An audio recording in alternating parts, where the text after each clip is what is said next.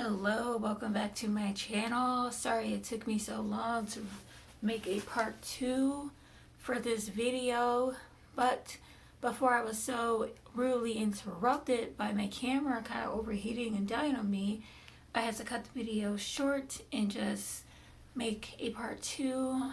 I don't have a lot of space on my phone.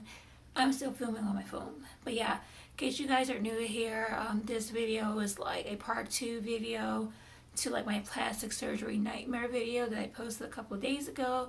If you haven't already seen that video, then I recommend you go watch it just so that you can get some context. Also, if you haven't really been keeping up with like my whole cancer journey and all the videos I make pertaining to my whole like getting diagnosed with cancer, doing treatment, after treatment, surgeries, and life update and all of that, then this may feel like you kind of walked in on a conversation that's already been happening for like a year or so. I normally post art vlogs, makeup content. Occasionally I'll post like something like goth or alternative related, or something like that. But today we're talking about a situation that I had when I went in to go get my plastic surgery.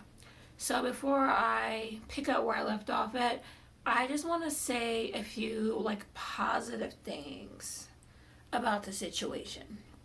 So the positives is that, one, I was able to connect with an agency that helps cancer patients handle like insurance and all of that, so I didn't have to worry about trying to figure out health insurance and how to pay for everything.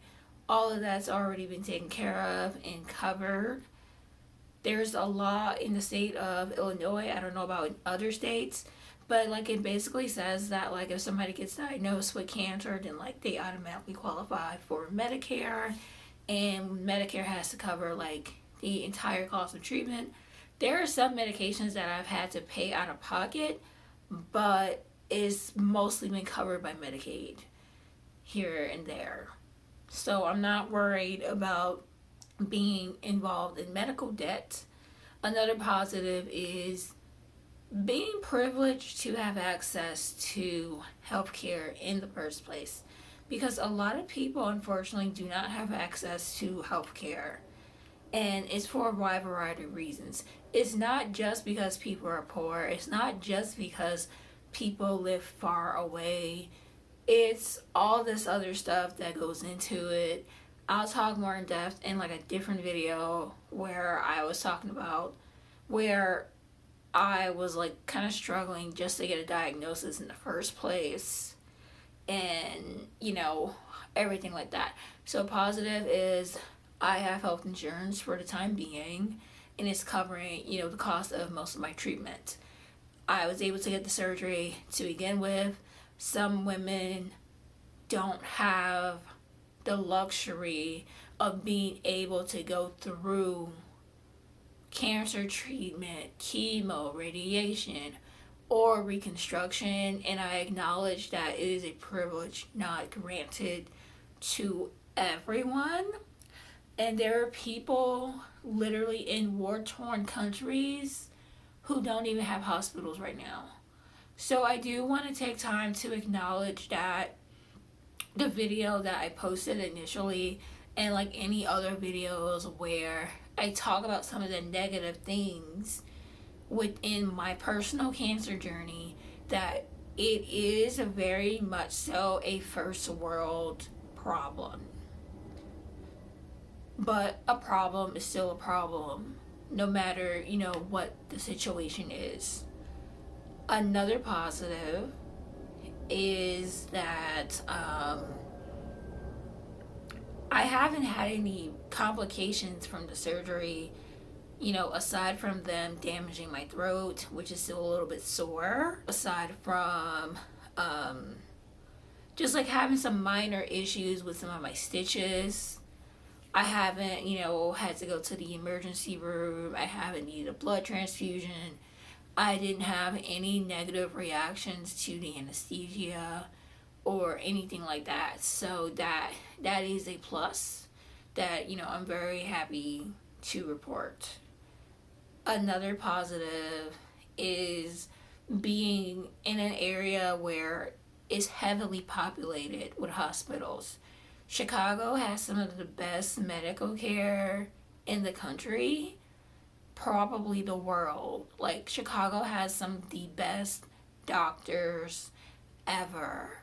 And there are so many hospitals, not only within the city of Chicago, but also in the surrounding areas, like the immediate city areas. And, I'm fortunate to live relatively close distance to one. And I'm fortunate to have access to transportation to get to and from hospitals and all my doctor's appointments and everything. Not everybody has that privilege, so I do want to take time to acknowledge that. I also want to say that I am grateful for this surgery. I'm not regretful of it. I don't feel bad about getting it. If I had to do everything all over again, I would. The only thing I would change is doctors. I would say, hey, I didn't feel too comfortable with that last plastic surgeon. Can we get somebody else to do it? And, if I need to go to a different hospital, that's totally fine. But I really don't want to go through that again. That's probably like the only thing that I would change about this experience. So I just want to express my gratitude, because I feel like my last video may make me sound like an entitled, privileged brat that is like ungrateful of everything. And that is totally not the case. I wasn't just looking at all the negatives and just seeing that this is a negative experience for me. It was a traumatic day for me, and I feel like I need to talk about that, because there is a quote by Zora Neale Hurston that basically says, if you are quiet about your pain, they will kill you and say you enjoyed it. And I feel like there is a lot of societal pressure for people with cancer, people in treatment, people who are survivors of cancer to be like overly positive, overly happy. Like, we should just be happy to be alive, and we shouldn't complain about anything, and we should just see every day as an opportunity to live our dreams and as a gift to like pursue life and enjoy time on this earth with our loved ones. And while I acknowledge that that is important and that is a mindset that I have taken on,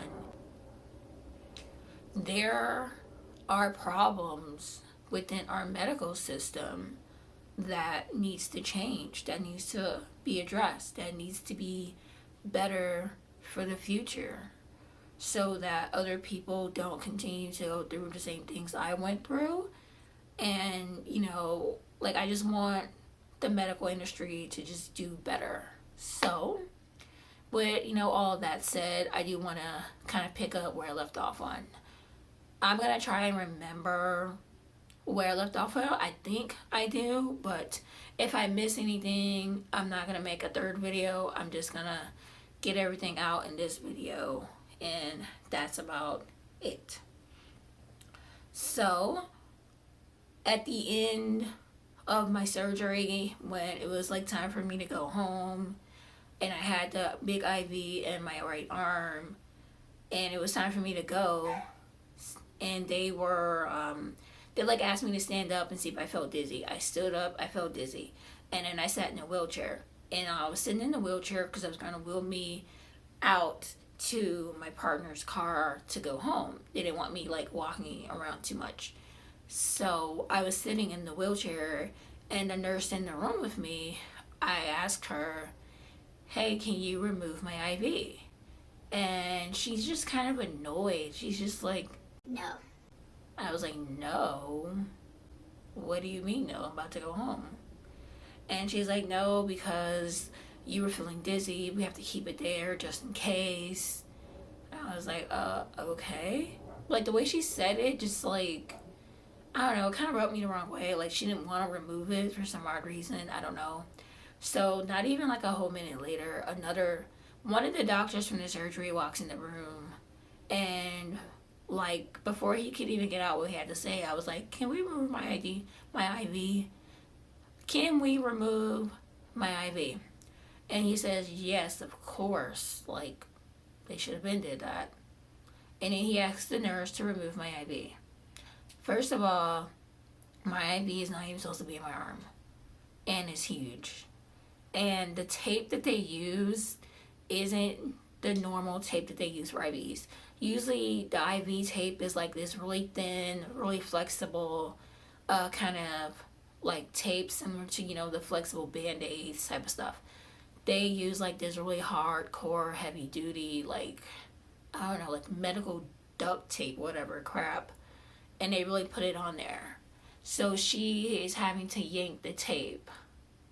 And then while she's like pulling and yanking at this tape that is hurting me, she like grabs my arm, like she grabs my forearm, and then she grabs this arm, and she's like pulling my arm back, and she's like, "Can you just straighten your arm?"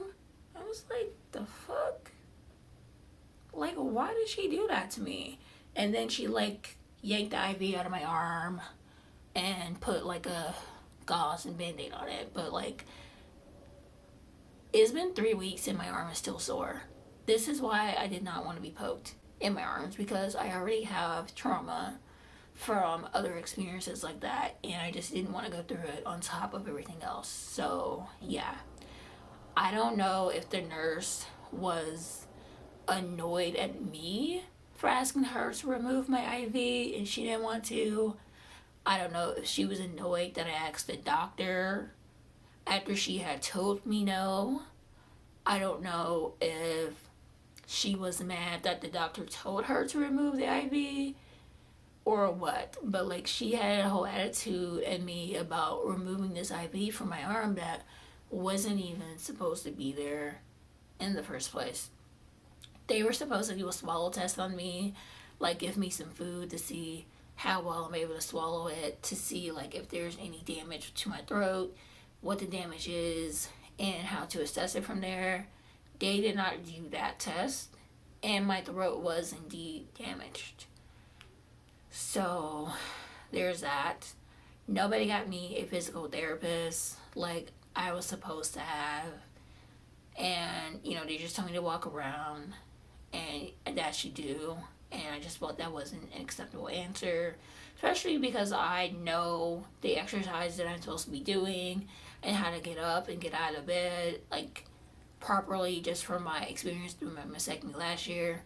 When I went in for my second post-op appointment, I was there with the same nurse, but then she brought in like a hospital manager lady to kind of talk to me about my experience with the surgery, because I ended up sending a message to the oncology surgeon and just kind of telling her my experience with the guy and how terrible it was. And they apologized for anything. Like, a nurse responded and was like, "Hey, we're sorry you had a bad experience, but we can write you a referral for physical therapy and like the ear nose throat doctor and all that, and somebody should call you to try and set up that appointment pretty soon." So there's that. And I was just like explaining to the manager like my experiences with the guy. I didn't go through my experiences last year with the whole nipple thing, but I did tell her how the doctor was literally picking at me and like pointing to stuff and grabbing different parts of my body and saying, "That doesn't look good, we're gonna get rid of that." And she was like, "Oh, okay." Like, the look on her face was just kind of shocked, like, but she didn't say anything. But I was just like, "Yeah, that was rude. I don't appreciate being treated that way. I don't think that is the appropriate attitude to have in this type of situation, and I don't want other patients to go through it." And she was like, "Yeah, I'll talk to him about that, because that's not okay." And I don't know if the doctor's gonna have any consequences for that. Like, that's not my intention. Like, my intention isn't for him to get fired or anything. I just want him to not talk to patients that way and treat people that way. Like, I just want him to do better. So that wasn't, my intention in like reporting him. I just want him to do better, and I hope that other patients in the future can have a better experience with him than I did. So there's that. I did ask a nurse about, like physical therapy, and she told me she didn't want me to do physical therapy until like at least 4 weeks post-op, because she doesn't want the physical therapist to like have me doing too much, because I'm really not supposed to be doing a lot. Like, I'm not supposed to be pushing, pulling, lifting, pushing anything bigger than like 10 pounds. So like nothing more than like a gallon of milk. Like, she doesn't want me doing laundry. She doesn't want me, lifting my arms up above my shoulders. Like, she doesn't want me doing too much at all. And she doesn't want the physical therapist to overexert me and like make my healing process worse. And I totally get her concern where she's coming from. But in my personal experience with the physical therapist that I had last year, she was fully aware of the surgery that I had and the type of limitations that I would have. And she was able to tell me physical therapy exercises that are specifically for women that have had a mastectomy. They're specifically for women who have had breast augmentation. And I feel like most physical therapists, when you go to them, they know what exercises you realistically can and can't do and adjust their treatment plan accordingly. They don't just have you, I don't know, like running 10 miles and like doing jumping jacks and all this other stuff when you're recovering from surgery. Like, physical therapists, they have, education and knowledge about stuff. And if a physical therapist is particularly trained to know how to deal with oncology patients, especially breast cancer patients, then like they know you're not supposed to lift anything more than 10 pounds. They know you're not supposed to move your arms above shoulder length, shoulder height. Like, they know that you're not supposed to be doing all other things, and they just show you little things here and there. So if I didn't have that experience last year and I went into this blind, then I would know that I'm supposed to move my arms in circles and lift and do like this and like flip my hands like this and like move my arms in and out, like 10 sessions like that. I would know that when I get up out of bed, I'm supposed to do like this and roll out of bed. I'm not supposed to sit up. I'm supposed to like literally roll out of bed so that, my core isn't strained. I would know that I'm not supposed to like push myself up to get up or anything. I'm supposed to just actually stand and like use my leg muscles. So if I didn't have that knowledge and I went into this blind, then I could have hurt myself by doing things the wrong way. So yeah, there's that. And I did get a mastectomy pillow last year, which is literally a rectangle pillow with like these little circles cut out, but like the edges are firm. So I could lay on my stomach when I'm 4 weeks post-op without having to lay on my chest. Like, it makes me kind of elevated in a way. Okay, so my phone kind of cut off again, so I'm going to make this quick. So, 2 things. One, I put in a request to refill some medication that I was running low on or out. And one of them was my anti-nausea meds from chemo, and one of my doctors rejected it. And I don't know what this particular doctor is called. He is the doctor that I go in to see every 6 to 8 months. And he has me like squeeze this thing to see my strength and like sit up and like sit down and stand up a bunch of times to like see how fast I'm able to do it. And like I don't know what type of doctor that's called, but he rejected my refill request for anti-nausea medication. This is not addictive. This is not an opioid. Like there's no reason for him to reject that. I've had conversations with him in the past where he's tried to like convince me that I didn't need those pills anymore.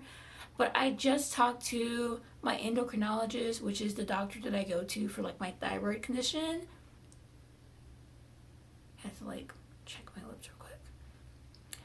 To my I had like a virtual appointment with my endocrinologist, and I was like, hey, I'm low on my anti-nausea meds, or like I ran out of my anti-nausea meds, can I get some more? And she's like, yeah, sure, there shouldn't be a problem. I was like, are you sure? Because other doctors have tried to argue with me about this, so if I put in the request, can you approve it? And she was like, yeah, sure. I don't think that she did it when we were having our appointment, so I had to try and do it later, and that's when the other guy saw it and he rejected it.